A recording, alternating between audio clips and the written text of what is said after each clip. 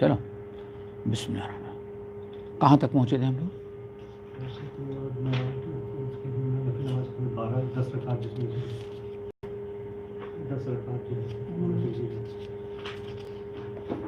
ام حبیبہ کہتے وہی چل رہی تھی کہ ختم ہو گئی تھی. ان الحمد للہ نحمده ونستعینه ونستغفره ونعوذ باللہ من شرور انفسنا ومن سیئات اعمالنا من يهده الله فلا مضل له ومن يضلله فلا هادي له واشهد ان لا اله الا الله واشهد ان محمدا عبده ورسوله.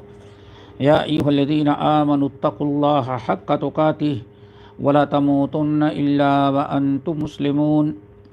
یا ایھا الناس اتقوا ربکم الذی خلقکم من نفس واحدہ وخلق منها زوجها وبث منهما رجالا كثيرا ونساء واتقوا الله الذي تساءلون به والأرحام إن الله كان عليكم رقيبا.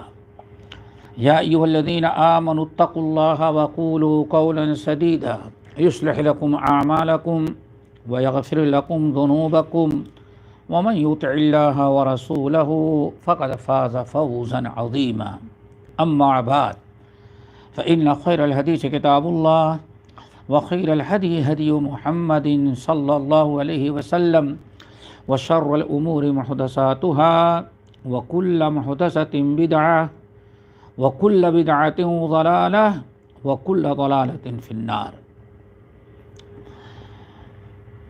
محترم بھائیوں اور دوستو، یہ نفلی نماز کا بیان چل رہا تھا اور بات آ کے رکی چل رہی تھی ام المومنین ام حبیبہ رضی اللہ تعالی عنہا کی حدیث پر، کہ کہتی ہیں کہ میں نے نبی علیہ الصلاۃ والسلام کو فرماتے ہوئے سنا،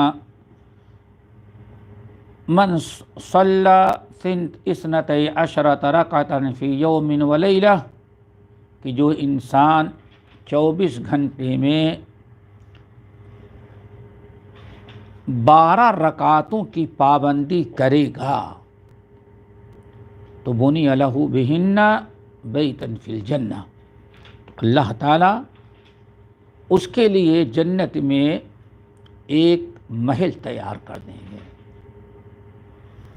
یہ بہت بڑی بشارت اور بہت بڑی فضیلت ہے.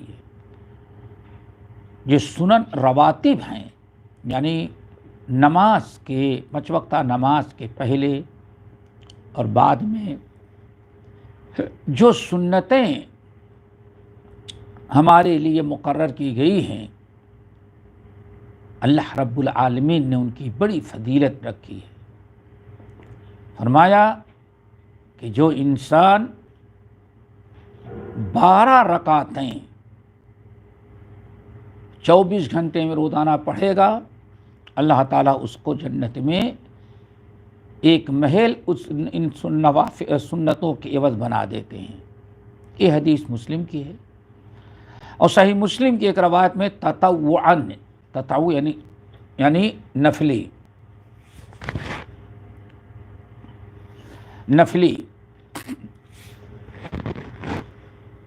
ترمذی میں ایسے ہی ہے، ولی ترمذی نحوہ، ترمذی میں بھی تقریباً ایسے ہی حدیث ہے، یعنی صحیح مسلم کی بھی ہے اور ترمذی کی بھی ہے. لیکن فرق دونوں میں یہ ہے کہ صحیح مسلم کی حدیث مختصر ہے اور ترمذی کی حدیث مفصل ہے. اسی لیے کہا جاتا ہے، ایک اصول ہے محدثین کا کہ الحدیث یفسر بعضہ بعضا، ایک حدیث دوسری حدیث کی تفسیر اور تفصیل بیان کرتی، وضاحت کرتی ہے. تو صحیح مسلم کی حدیث جو ہے حضرت ام حبیبہ رضی اللہ تعالی عنہ کی، اس میں یہ نہیں ہے کہ وہ 12 رکعتیں ہیں کون، صرف 12 رکعتوں کی حفاظت اور پابندی کرنے کی فضیلت بیان کی گئی ہے۔ اب وہ 12 رکعتیں ہیں کیا، اس کا کوئی تذکرہ نہیں، لیکن ترمذی کی روایت میں باقاعدہ اس کی تفصیل موجود ہے۔ فرمایا 12 رکعتوں میں 12 رکعتیں کون ہیں؟ 4 قبل الظہر، 4 رکعتیں قبل الظہر ہیں۔ اس سے پہلے جو عبداللہ ابن عمر ابن الخطاب رضی اللہ تعالی عنہما کی حدیث گزری ہے، اس میں ظہر سے پہلے 2 رکعت کا تذکرہ تھا، 2 رکعت کا تذکرہ ہے۔ اور یہ حدیث ام حبیبہ میں ظہر سے پہلے 4 رکعت کی فضیلت بیان کی جا رہی ہے۔ ان دونوں حدیثوں کی روشنی میں با اتفاق علماء یہ ہے کہ دونوں حدیثیں اپنی جگہ پر صحیح ہیں۔ نبی علیہ السلام نے کبھی 2 رکعت پڑھا، کبھی 4 رکعت پڑھا، اس لیے مسلمان کو اختیار ہے 2 رکعت پر، نمازی کو اختیار ہے 2 رکعت پڑھے یا 4 رکعت پڑھے، لیکن دونوں کی فضیلتیں اپنی الگ الگ ہیں۔ 4 رکعت کی فضیلت بہت ہی زیادہ اور اہم ہے،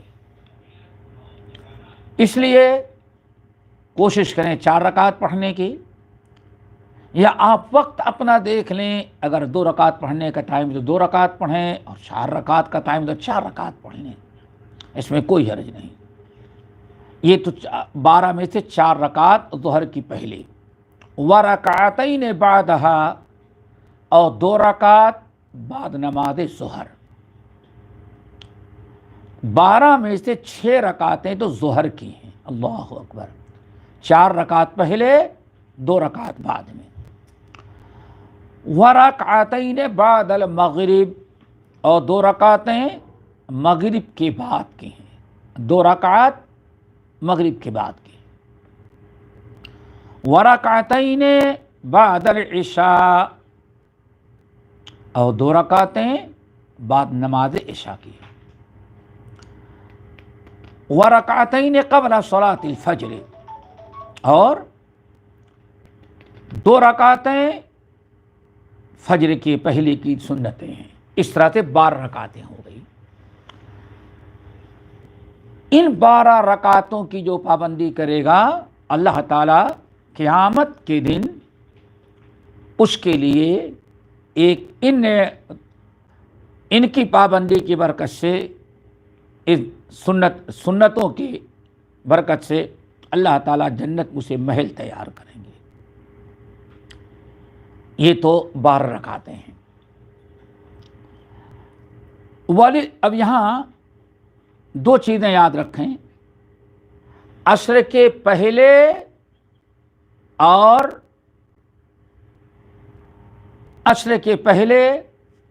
عشاء کے پہلے کوئی تذکرہ سنت کا نہیں ہے، یہ یاد رکھیں۔ 12 رکعتوں میں 4 قبل الظہر، 2 بعد الظہر 6 ہو گئے، 2 بعد المغرب، 2 بعد العشاء، 2 قبل الفجر، عصر کے پہلے اور عشاء کے پہلے کوئی سنت، ان میں کوئی تذکرہ نہیں ہے۔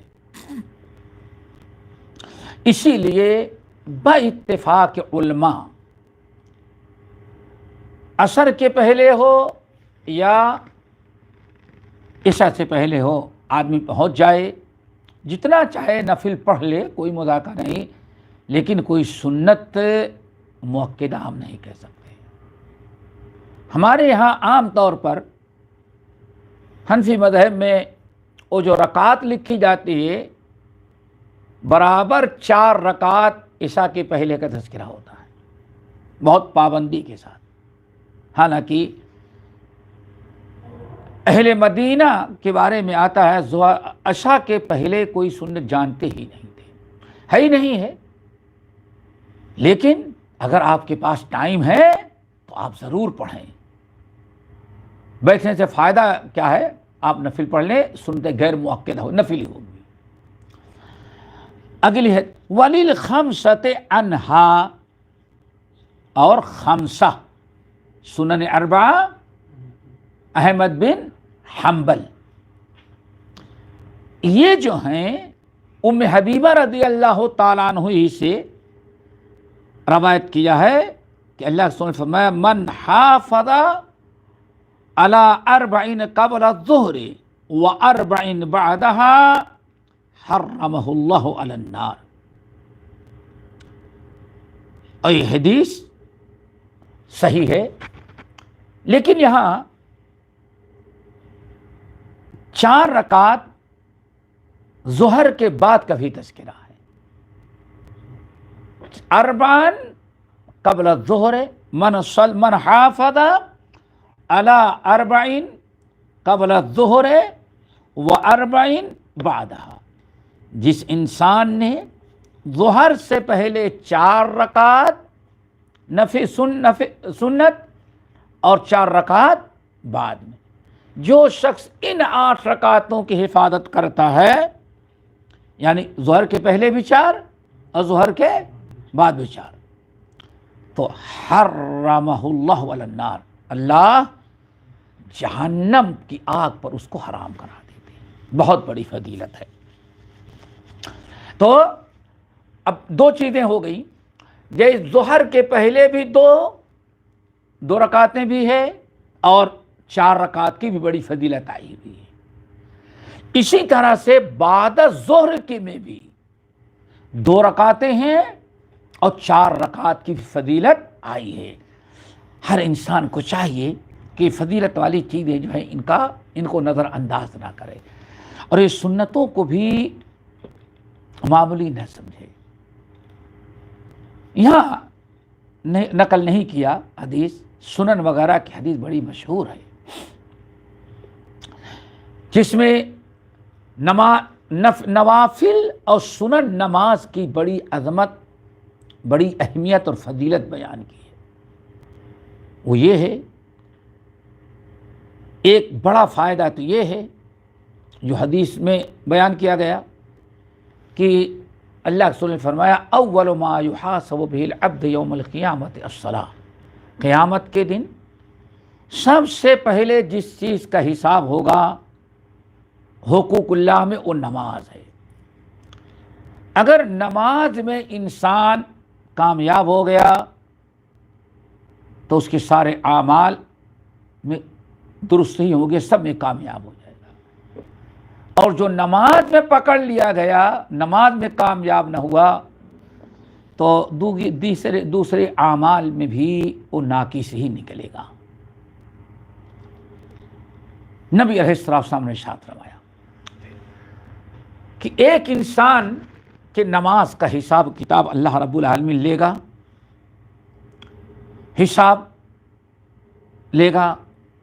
فرشتے جب نماز کا حساب کریں گے تو انسان نماز میں کامیاب نہیں ہوگا، فیل ہو گیا۔ وہ جتنی نماز اس کو چاہیے تھی اتنی نماز اس کے پاس نہیں، چھوٹ گئیں یا قبول نہیں کی گئیں، بہت ساری وجوہات۔ فرشتے کہیں گے اللہ یہ تیرے بندے نے، تیرا بندہ اس کی نماز کا حساب لیا تو یہ کامیاب نہیں ہے۔ اللہ فرمائیں گے کہ ٹھیک ہے، کیا تم نے بندے کی نوافل کا اور سنتوں کا بھی حساب کیا؟ فرشتے کہیں گے نہیں۔ تو اللہ فرمائیں گے فرشتوں جاؤ دیکھو میرے بندے نے کچھ سنن اور نوافل بھی پڑھی ہیں کہ نہیں پڑھی ہیں۔ فرشتے آئیں گے اور دیکھیں گے، کہیں گے اللہ تعالیٰ تیرے بندے کے پاس سنن اور نوافل بھی ہیں۔ رسول اللہ صلی اللہ علیہ وسلم ارشاد فرماتے ہیں اللہ تعالیٰ حکم دیں گے کہ جاؤ میرے بندے کے نوافل کو فرائض بنا کر کے فرائض میں بندے کو کامیاب کر دیں۔ بہت بڑی فضیلت یہ ہے، انسان فیل ہونے کے بعد بھی پاس ہو جائے، لیکن کب؟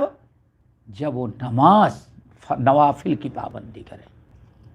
آج لوگوں میں بہت زیادہ لاپرواہی ہے سنتوں کے بارے میں۔ وعن ابن عمر رضی اللہ تعالی عنہما، اب جو نوافل 12 گزر گئے ہیں یا 12 14 ہو جائیں گے نا، ظہر کے بعد بھی اگر 4 پڑھیں تو 14 ہو جائیں گے، تو 12 یا 10، 12 اور 14 یہ سمجھو جو سنن ہمیں پڑھنا ہے وہ 10 بھی، کم سے کم 10 ہیں اور زیادہ سے زیادہ 14۔ 10 عبداللہ بن عمر، پہلی حدیث، حفظت من نبی صلی اللہ علیہ وسلم 10 رکعات، اللہ رسول سے میں نے 10 رکعتیں، تو 10 رکعتیں ہیں۔ ام حبیبہ رضی اللہ تعالیٰ عنہ ایک روایت میں 12 ہو گئیں، یعنی ظہر کے پہلے 4 کے بجائے 2 کے بجائے اس میں 4 ہے۔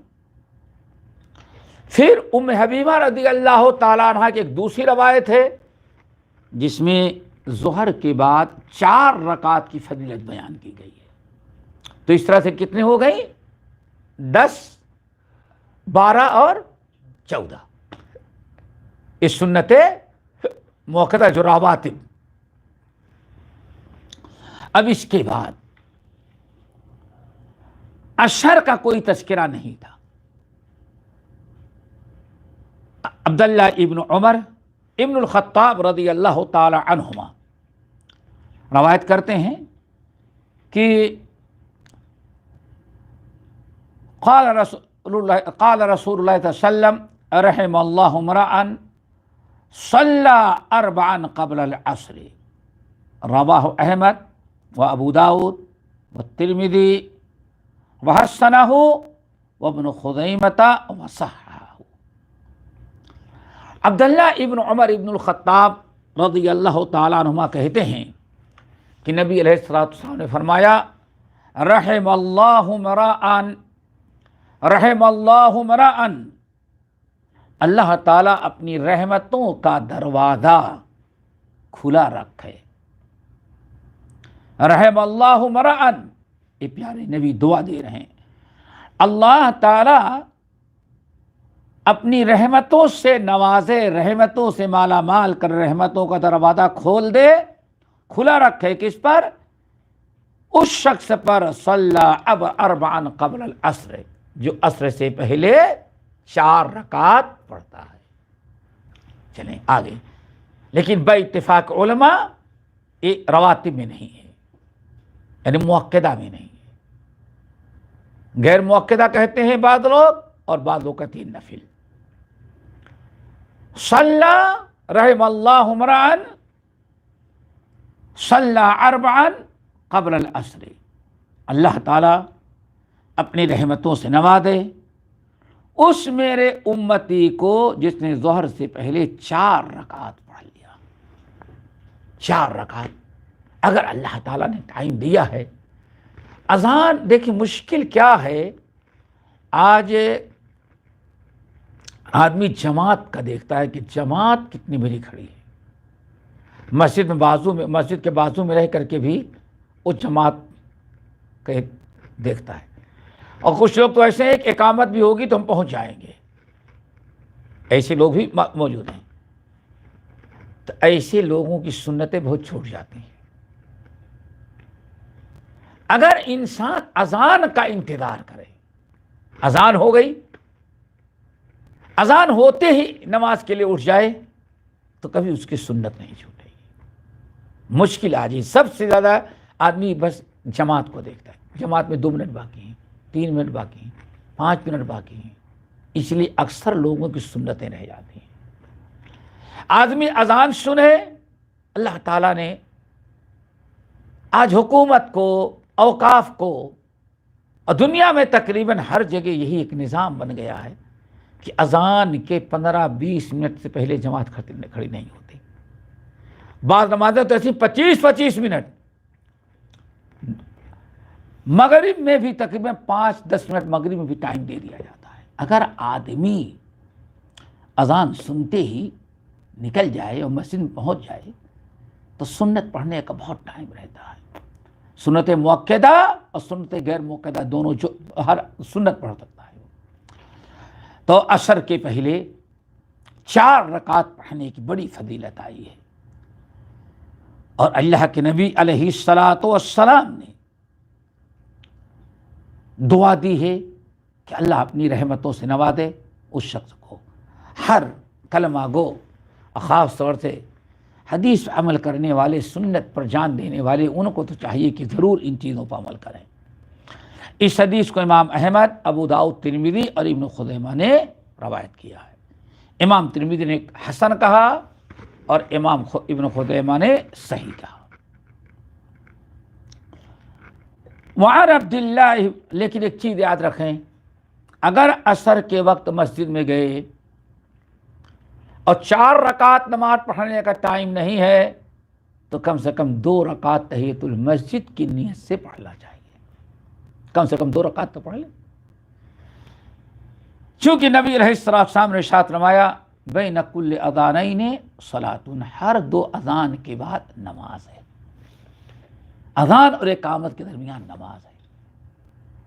اس کا ایک بڑا فائدہ یہ بھی بتاتے ہیں کہ انسان جماعت سے پہلے اگر نماز میں مشغول ہو جائے نا تو اس کا ذہن نماز میں یکسوئی اختیار کر لیتا ہے۔ انسان دوڑا ہوا آیا، نماز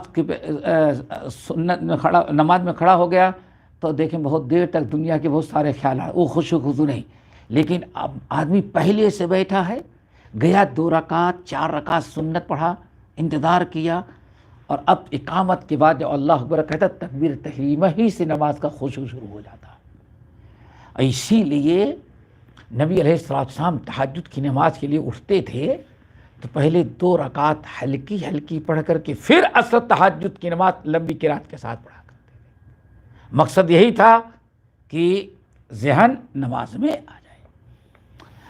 وعن عبداللہ ابن مغفل المزنی رضی اللہ تعالی عنہ عن النبی صلی اللہ علیہ وسلم قال صلوا قبل المغرب ركعتين، صلوا قبل المغرب ركعتين، ثم قال في الثالثة لمن شاء كراهية أن يتخذها الناس سنة، رواه البخاري۔ وفي رواية لابن حبان أن النبي صلى الله عليه وسلم صلى قبل المغرب ركعتين۔ ولمسلم عن أنس رضي الله تعالى عنه كنا نصلي ركعتين بعد غروب الشمس وكان النبي صلى الله عليه وسلم يرانا فلم يأمرنا ولم ينهنا۔ یہاں مغرب کے پہلے سنت کا تذکرہ کیا، اس سے پہلے جو سنت مؤکدہ کا تذکرہ آیا ہے 10، 12 اور 14، ان میں مغرب کے بعد والی سنت کا تذکرہ تو تھا، لیکن قبل المغرب کے سنت کوئی تذکرہ نہیں تھا۔ عبداللہ ابن مغفل رضی اللہ تعالی عنہ، یہاں 3 حدیثیں ابن حجر رحمۃ اللہ علیہ نقل کر رہے ہیں۔ حضرت عبداللہ ابن مغفل المزنی کی حدیث صحیح بخاری اور سنن وغیرہ میں کہ نبی علیہ السلام نے فرمایا لوگو صلو قبل المغرب، صلو قبل المغرب، ثم قال في الثالثة لمن شاء کراہیت ان یتخذها الناس سنہ۔ اے لوگو مغرب کے پہلے پڑھو، یعنی سنت پڑھو، یعنی سنت غیر موقعہ یا نفل کہیں۔ صلو قبل المغرب، اے لوگو مغرب کے پہلے نماز پڑھا کرو۔ پھر دوبارہ فرمایا صلو قبل المغرب، مغرب کے پہلے پڑھا کرو۔ ثم قال فی الثالثہ، پھر تیسری مرتبہ اللہ کے رسول فرمایا لمن شاء، بھائی جس کا دل چاہے، جس کو ثواب لینا ہے۔ کراہیت، اس چیز کو ناپسند کرتے ہوئے کہ ان یتخذها الناس سنہ، لوگ اس کو بھی سنت بنا لیں۔ اب یہاں دو چیزیں ہیں، ایک تو پڑھنے کا حکم ہے، سنت ہے، پڑھے تو سنت ہے۔ اللہ کے رسول نے کو 2 مرتبہ حکم دیا نا، نماز سے مغرب کے پہلے پڑھو، مغرب کے پہلے 2 رکعت پڑھو، مغرب کے پہلے 2 رکعت پڑھو، آپ نے 2 مرتبہ فرمایا، تو سنت تو ہو گئی۔ لیکن تیسری مرتبہ آپ نے فرمایا لمن شاء، تم میں سے جو چاہے، جو شوق رکھتا ہے اجر و ثواب حاصل کرنے کا، نفل نماز کا اہتمام کرنے کا، جو شوق رکھتا ہے اس کو چاہیے پڑھ لے۔ تیسری مرتبہ اللہ کے نبی رسول اللہ صلی اللہ علیہ وسلم نے نمازی کے، مسلمان کے، نمازیوں کے حوالے کر دیا کہ بھائی تم میں سے جو چاہے۔ آپ نے فرمایا صرف اس لیے کہ کہیں اس کو بھی لوگ سنت مؤکدہ کی طرح نہ بنا لیں، سنت مؤکدہ نہ بنا لیں۔ دیکھیں نبی علیہ السلام نے عصر کے پہلے نماز پڑھنے کا حکم دیا، بھائی اس پر اللہ کی رحمت نازل ہوتی ہے، لیکن پابندی کا کوئی تذکرہ نہیں، رغبت دلائی۔ لیکن جو سنت مؤکدہ ہے کیا ہے؟ کہتے ہیں کہ اللہ کے رسول کو میں نے دیکھا، عبداللہ بن عمر، کہ پابندی سے 10 رکعت پڑھا کرتے تھے۔ تو اسی لیے جس کی پابندی آپ برابر کرتے رہے اس کو سنت مؤکدہ کہا گیا، اور جس کی پابندی نہیں، آپ نے پڑھا لیکن پابندی نہیں کی یا تاکید نہیں کی یا لوگوں کے مشیت پر ڈال دیا، تو اس کو کہتے ہیں نفل یا سنت غیر مؤکدہ۔ بعض فقہاء کو سنت غیر مؤکدہ کہتے ہیں اور بعض اس کو کیا کہتے ہیں؟ نفل۔ تو نفلی طور پر یہ پڑھنا ثابت ہے، اور عمل ہوتا رہا۔ اسی لیے ابن حبان کی روایت میں ہے کہ ان نبی صلی اللہ علیہ وسلم صلی قبل المغرب رکعتین، نبی علیہ السلام نے مغرب کے پہلے 2 رکعت پڑھی۔ تو پہلی قولی حدیث تھی اور دوسری فعلی حدیث، قول اور فعل دونوں سے یہ ثابت ہے۔ نمبر 3، تیسری حدیث اس سلسلے کی، انس رضی اللہ تعالی عنہ، انس بن مالک رضی اللہ تعالی عنہ کہتے ہیں کنا نصلی رکعتین بعد غروب الشمس، ہم لوگ سورج غروب ہونے کے بعد 2 رکعت پڑھا کرتے تھے، یعنی برابر یہ سنت جاری رہی۔ وکان النبی صلی اللہ علیہ وسلم، نبی علیہ السلام ہم لوگوں کو دیکھتے تھے، فلم یأمرنا ولم ینهانا، نہ ہم کو تاکید سے حکم دیتے تھے اور نہ پڑھنے والوں کو پڑھنے سے منع کرتے تھے۔ بہرحال یہ حدیث تقریری ہو گئی۔ حدیث تو مغرب کے پہلے کی 2 رکعت سنت، یہ نبی علیہ السلام کے تینوں قسم کی حدیث، قولی، فعلی اور تقریری، تینوں قسم کی حدیثوں سے اس کا ثبوت ملتا ہے۔ بلکہ بعض روایتوں میں تو آیا کہ اگر کوئی آدمی باہر کا آتا مسجد نبوی میں نماز پڑھنے کے لیے، تو صحابہ کرام اذان کے بعد مسجد نبوی میں صحابہ اور تابعین اتنی پابندی سے پڑھتے تھے کہ آنے والا سمجھتا شاید کہ نماز ختم ہو گئی، بعد والی سنت سب لوگ پڑھ رہے ہیں۔ تو یہ ثابت ہے، اس لیے اس کا اہتمام ہونا چاہیے۔ الحمدللہ سوائے ہمارے انڈیا، پاکستان کو، بنگلہ دیش کو چھوڑ کر کے پورے خلیج میں لے کر کے پھر اس کے بعد مغرب، پوری دنیا میں جہاں تک چلے جائیں ہر جگہ نماز مغرب کے بعد 2 رکعت پڑھنے کا ٹائم دیا جاتا. یہ پوری آپ دیکھ لیں پورے خلیج میں، آپ اور کہیں جائیں یورپ وغیرہ جہاں جائیں تقریباً تمام مسجدوں میں، بلکہ بعض جگہ ٹائم فکس کرتے ہیں، اذان مغرب کے 5 منٹ کے بعد جماعت کھڑی ہوگی، بتا دیتے ہیں.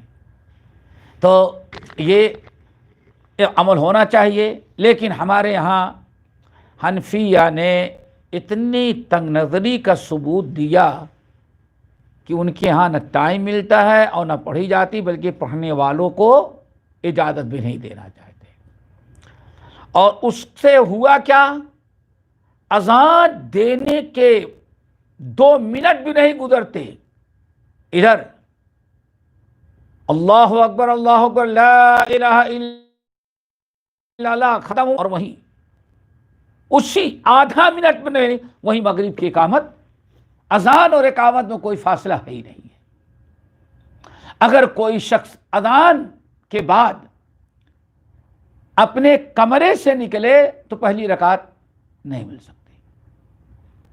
یہ بہت بڑی عیب کی چیز ہے. وعن عائشہ رضی اللہ تعالی عنہا، ام المومنین عائشہ رضی اللہ تعالی عنہا کہتی ہیں کان النبی صلی اللہ علیہ وسلم یخفف الرکعتین اللتین قبل صلاة الصبح حتی انی اقول اقرأ بأم الکتاب متفق علیہ. ام المومنین عائشہ رضی اللہ تعالی عنہا نبی علیہ السلام کی سنت فجر کے متعلق اس کی یہ خوبی اور صفت بیان کر رہی ہیں کہ کان النبی صلی اللہ علیہ وسلم یخفف الرکعتین، نبی علیہ السلام فجر کی پہلی دونوں رکعتوں کو بہت ہلکی پڑھا کرتے تھے، بہت ہلکی، مختصر. حتی انی اقول، آپ اتنی جلدی رکوع کر دیتے قیام کے اندر کہ میں سوچتی تھی اقرأ بأم الکتاب، اللہ کے رسول نے سورۃ الفاتحہ پڑھا یا نہیں پڑھا. اللہ اکبر، یعنی بہت مختصر پڑھتے تھے. یہ حدیث متفق علیہ ہے. یہیں سے تمام اہل علم کہتے ہیں کہ فجر کی نماز، فجر کی سنت کو مختصر سے مختصر انداز میں پڑھنا یہ نبی کی سنت ہے. لیکن مختصر یہ نہیں کہ ہاں قرات بھی برابر نہ ہو اور رکوع سجدے بھی برابر نہ ہو، یعنی قرات چھوٹی ہو، رکوع سجدہ مختصر ہو. نبی علیہ السلام کی سنت ہے. وعن ابی ہریرہ رضی اللہ تعالی عنہ ان النبی صلی اللہ علیہ وسلم قرأ فی رکعتي الفجر قل یا ایھا الکافرون وقل هو اللہ احد، رواہ مسلم. یہ صحیح مسلم کی حدیث. حضرت ابو ہریرہ رضی اللہ تعالی عنہ کہتے ہیں کہ رسول اللہ صلی اللہ علیہ وسلم نے کہتے ہیں کہ نبی علیہ السلام نے قرأ فی رکعتي الفجر، سنت فجر کی دونوں رکعتوں میں پڑھا قل یا ایھا الکافرون اور قل هو اللہ احد. یہ دونوں صورتیں نبی علیہ السلام سنت فجر کی میں پڑھتے تھے. پہلی رکعت میں اکثر و بیشتر قل یا ایھا الکافرون اور دوسری رکعت میں قل هو اللہ احد. بعض روایتوں میں ہے کہ سورۃ البقرہ کی ایک آیت اور ایک آیت سورۃ آل عمران کی پڑھا کرتے تھے آپ، لیکن اہتمام زیادہ ان کا ہوتا تھا، قل هو اللہ، قل یا ایھا الکافرون اور قل هو اللہ احد. ان دونوں سورتوں کا اہتمام نبی علیہ السلام کیوں اتنا زیادہ کرتے تھے؟ تو بات اصل یہ ہے کہ دیکھیں اگر غور کریں تو انسان جب سو کر کے اٹھتا ہے تو گویا کہ زندگی کی ایک نئی زندگی شروع ہوتی ہے. کیوں؟ انسان جب سوتا ہے تو اللہ تعالیٰ اس کی روح نکال لیتے ہیں. سنا ہوگا حدیث قرآن پاک کی آیت، یہ بھی اللہ تعالیٰ کے کرم کی انسان خوب آرام سے سو لے. وہ بھی ایک قسم کی موت کہی گئی ہے. اور جب صبح اٹھتا ہے تو اس کو ایک نئی زندگی کہی گئی ہے. الحمدللہ الذی احیانا بعد ما اماتنا والیہ النشور. اور قرآن پاک کی آیت کیا ہے کہ جب سوتا ہے اس کی روح ہم قبضہ کر لیتے ہیں، جس کی زندگی باقی ہے صبح اس کی روح لوٹا دیتے ہیں، جس کا وقت پورا ہو گیا اس کی روح نہیں لوٹاتے. تو یہ بھی سمجھو ایک قسم کی موت ہے، ایک نئی زندگی ہے. اسی لیے جب انسان سو کر کے اٹھتا ہے تو اللہ تعالیٰ کا شکر و جدا کرتا ہے. الحمدللہ الذی احیانا بعد ما اماتنا والیہ النشور. دیکھیں الحمدللہ الذی احیانا، ساری تعریف اللہ کی ہے جس نے ہمیں زندگی دی، زندہ کیا، بعد ما اماتنا، موت دی دینے کے بعد، وَإِلَيْهِ النُّشُورُ، اور اللہ رب العالمین کی طرف پلٹ کر کے جانا ہے. ایک نئی زندگی ہوتی ہے. نبی علیہ السلام فجر کی پہلی رکعت میں قُلْ یَا أَيُّهَا الْکَافِرُونَ، نئی زندگی جب آئی تو ایمان کی تجدید کا، توحید کا نیا اعلان. جب سوئے تو کیا؟ اللہم بسمک اموت و احیا، اٹھے الحمدللہ الذی احیانا. اور جب سورۃ فجر کی سنت پڑھنے لگے تو پہلی رکعت میں قل یا ایھا الکافرون لا اعبد ما تعبدون ولا انتم عابدون ما اعبد ولا انا عابد ما عبدتم ولا انتم عابدون ما اعبد لکم دینکم ولي. کہا جاتا ہے اس میں شرک سے براءت کا اعلان ہے. دیکھیں پوری بیزاری، شرک سے بری ہونے کا اعلان. اے دنیا کے لوگوں، لا اعبد ما تعبدون، جن کی عبادت تم کرتے ہو، ہم ان بتوں کی عبادت نہیں، ہم عبادت صرف کس کی کرتے ہیں؟ اللہ کی. شرک سے براءت اور بیداری کا اعلان. اور سورۃ الاخلاص جانتے ہیں، اخلاص نام ہے اس کا، سورۃ الاخلاص. سورۃ الاخلاص قل هو اللہ احد میں توحید کا اعلان ہے، توحید کا اعلان اور توحید کے منافی چیزوں کا انکار ہے. تو یہ غالباً اسی لیے آپ لوگوں نے سنا ہوگا ایک قسم کی تجدید اسلام، تجدید ایمان ایک قسم کی. نبی علیہ السلام کی صبح کی جو مشہور دعائیں ہیں صبح شام کی، رضیت باللہ 3 مرتبہ، رضیت باللہ ربًا، اسلام دین، محمد نبی. سبحان اللہ. صبح اٹھے اللہ سے کیا فرمایا؟ جس شخص نے 3 مرتبہ اس کلمے کو پڑھا اللہ تعالیٰ اس کی ایمان اور یقین، ایمان کی، عقیدے کی، اسلام کی حفاظت. فطرت پر مر گیا، اگر مر گیا تو فطرت دین اسلام پر مرا. آدمی ذرا سوچے، اعلان کرتا ہے. اور صبح اٹھا جب اور شام کو جب پورا کیا، اب رات کی زندگی شروع ہوئی تو رات بھر کے لیے پھر پڑھ لیا 3 مرتبہ رضیت باللہ ربًا وبالاسلام دینا وبمحمد نبیا. یہ صبح شام ڈیلی اللہ کے رسول پڑھا کرتے تھے، اور پڑھنے کی بڑی رغبت دلائی اور تاکید کی۔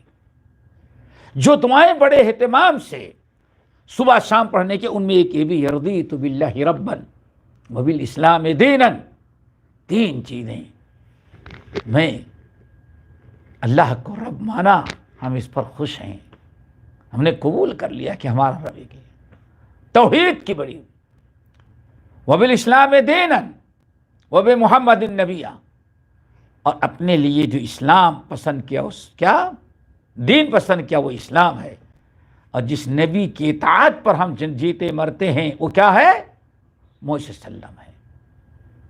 تو اسی لیے سورۃ البقرہ، سورہ آل عمران کی جو دونوں آیتیں پڑھتے تھے اللہ کے رسول، ان میں بھی توحید ہی کا تذکرہ ہے۔ تو صبح یہ توحید کا، قل یا ایھا الکافرون وقل ھو اللہ احد، یہ حدیث مسلم کی ہے۔ وعن عائشہ رضی اللہ تعالی عنہا، وعن عائشہ رضی اللہ تعالی عنہا قالت كان النبي صلی اللہ علیہ وسلم يخفف الركعتين اللتين قبل صلاة الصبح، لا حول نہیں، وعن عائشہ رضی اللہ تعالی عنہا قالت كان النبي صلی اللہ علیہ وسلم اذا صلى ركعتي الفجر اضطجع على شقه الأيمن۔ ام المومنین عائشہ رضی اللہ تعالی عنہا کہتی ہیں کہ بے شک نبی علیہ الصلوۃ والسلام کو میں نے دیکھا، جب فجر کی دونوں رکعتیں پڑھ کر کے فارغ ہوتے تو زمین پر دائیں پہلو پر لیٹ جاتے تھے۔ ایک تو چٹ لیٹتے ہو نا دائیں پہلو، اللہ کے رسول کو میں نے یہ دیکھا، یہ آپ کا عمل تھا۔ اب اس حدیث پر آج لوگ عمل نہیں کرتے، کرنا چاہیے، اور سب سے زیادہ عمل اس کا پر بر صغیر میں ہے۔ اب تو لوگوں نے چھوڑ دیا، ورنہ واللہ کتنی اہل حدیث مسجدوں میں آدمی سنت پڑھا اور لیٹ جاتا تھا۔ حدیث پر عمل کرنے والوں نے جو سنت زندہ کیا، ان میں سے ایک سنت یہ بھی تھی، اہل الحدیث شاہ اسماعیل شہید رحمۃ اللہ علیہ کی تحریک سے، شاہ ولی اللہ کی تحریک جو چلی اور جو آگے چل کر کے اہل حدیث بنی، کہ نام سے بنی، ان لوگوں نے جہاں بہت ساری مردہ سنتیں زندہ کی تھیں، ان میں ایک سنت یہ بھی تھی، اور آج بھی پوری دنیا کے اندر اہل الحدیث ہی اس سنت پر عمل کرتے ہیں۔ بڑا اہتمام ہوتا تھا مسجدوں میں، اب ذرا کم ہو گیا، چونکہ ان کی طرح ہم لوگ اصل میں کھڑے نہیں رہ گئے، اور اس کی وجہ کیا تھی؟ انہیں سنت پر عمل کرنے کی بنا پر جو ایذائیں دی گئی تھی۔ ادھر بہار میں نیپال کے بارڈر کے قریب جب لوگ اہل حدیث ہوئے ہیں تو مسجد میں نماز نہیں پڑھ سکتے تھے، اجازت نہیں تھی ان کو، مسجد میں آمین بول دیتے تھے، سینے پر ہاتھ۔ تو ایک دور ان پر ایسا بھی آیا تھا کہ امام نے فتویٰ دیا چپکے مولوی نے کہ اب تم لوگ نماز میں آؤ تو جیب میں سوئی لے کر کے جاؤ۔ جب اتنی محنت سے سنت کو زندہ کیا تھا تو کڑک تھے وہ، ہم لوگ سنت چھوڑنے میں آج کڑک ہو گئے۔ جیسے انسان آمین کہتا، بازو والا سوئی گھسا دیتا تھا، وہ آدمی تڑپتا اسے، لیکن نماز نہیں۔ اس پر بھی مسجد نہیں چھوڑی، نماز پڑھتے رہے۔ آخر میں جب بالکل بائیکاٹ کر دیا تو یہ تعجب کی بات ہے، ابھی بھی جماعت نہیں چھوڑتے تھے وہ لوگ، مسجد میں بالکل بائیکاٹ۔ تو پتا چلا کہ یہ گنے کا جو کھیت ہوتا تھا، گنے کا کھیت، اس کھیت میں جا کر کے جماعت بنا کر کے نماز پڑھتے تھے۔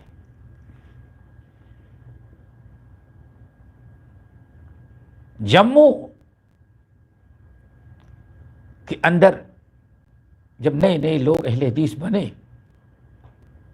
تو رمضان کا مہینہ آیا، بارش تھی تو تراویح کی نماز پڑھنے سے روک دیا، تو ندی کے کنارے جا کر کے بارش ہوتی رہتی، تراویح کی نماز وہاں پڑھا کرتے، لیکن جماعت نہیں چھوڑی لوگ۔ تو یہ لوگ چونکہ بڑی مشقت سے ان کو کتاب و سنت پر عمل کرنے کو موقع ملا تھا، اس لیے چھوٹی سے چھوٹی سنت کا وہ جتنا اہتمام کرتے تھے، آج بڑی سنت کا اہتمام ہم لوگ نہیں کرتے اتنا۔ تو مسجدوں میں لوگ لیٹ جاتے تھے۔ اب یہاں اس حدیث پر عمل کرنے یا جو لیٹنے کا مسئلہ، اس میں تھوڑا سا اختلاف ہو گیا۔ اس میں تین گروہ ہو گئے۔ نمبر 1، سرے سے اس کو انکار کر دیا، یہ کوئی سنت نہیں۔ نبی علیہ السلام تھکے رہتے، تھوڑا سا لیٹ کر کے آرام کر لیتے تھے۔ اللہ کے رسول لیٹ کر کے آرام، اذان اور اقامت کے درمیان لیٹ کر کے آرام کرتے، جو کہ بہت تھک چکے رہتے۔ اس لیے نبی علیہ السلام کی خصوصیت تھی، آپ نے عمل کیا، یہ امت کے لیے سنت نہیں ہو سکتا۔ آ گئی بات سمجھ میں؟ لیکن ایک چیز یاد رکھیں، انسان اگر تھکا ہے، لیٹ جائے تو وہ پھر اس کے لیے اٹھنا مشکل ہوتا ہے۔ اسی لیے تھکا ہوا آدمی بیچارہ سوچتا ہے 5 منٹ اور نظار کر لو، نماز پوری پڑھ لو، اس کے بعد اکٹھا لیٹو۔ کیوں؟ انسان تھک جاتا ہے، تھکا ہوا انسان لیٹ جائے تو پھر اٹھنے کا دل نہیں کرتا جب تک کہ آرام نہ ہو جائے۔ 1 منٹ 2 منٹ لیٹ کر کے آرام کرنے والی منطق سمجھ میں نہیں آتی، اسی لیے یہ کہنا غلط ہے۔ لوگوں نے کہا کہ یہ سنت تو ہے، لیکن ان کے لیے جو تہجد گزار ہوں، جو تہجد گزار نہیں ہے ان کے لیے کوئی ضرورت نہیں ہے۔ ٹھیک ہے نا؟ یہ لوگوں نے کہا۔ اور تہجد گزار لیتے، اور جو تہجد کی نماز نہیں پڑھتا وہ نہ لیتے۔ ایک قول یہ ہے، چونکہ اللہ رسول تہجد کی نماز پڑھتے، سنت پڑھ لیتے، پھر لیٹ کے لیٹتے، تو آپ نے تہجد کی نماز تو پڑھی نہیں، آپ کو لیٹنے کی کیا ضرورت ہے؟ ایک تو یہ ہے۔ لیکن